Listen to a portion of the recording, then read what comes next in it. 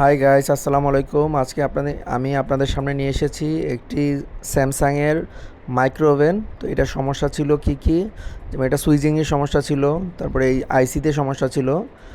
তো আইসিটা আমরা সম্পূর্ণটা উঠিয়ে আবার নতুন করে আইসি বসানো হয়েছে এই জায়গায়।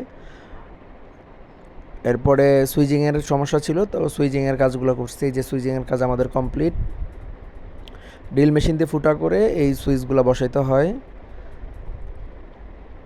এরপরে এই সুইচিংয়ের যে কানেকশনটা সেটা সাপের প্যাচের মতো।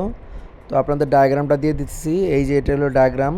এটা যা আপনাদের যাদের প্রয়োজন তারা আপনার স্ক্রিনশট দিয়ে আপনারা কাজ করতে পারবেন। সেক্ষেত্রে আপনার ওই ওভেনের যে কিপ্যাড সেটা খুলতে হবে না। স্যামসাংয়ের যে কিপ্যাড সেটা খুলতে যে অনেক সময় ছিঁড়ে যায়, এই জন্য এটা দিয়ে দিচ্ছি। আমাদের কাজ মোটামুটি শেষ।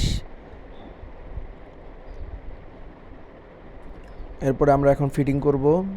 এই যে ফিটিং করতেছি, কানেকশন দিয়ে দেখাবো যে আমাদের কাজটা কমপ্লিট হয়েছে কি না।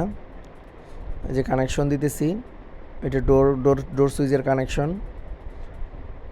হ্যাঁ, তারপরে রিলের ট্রান্সফর্মার কানেকশন দিলাম।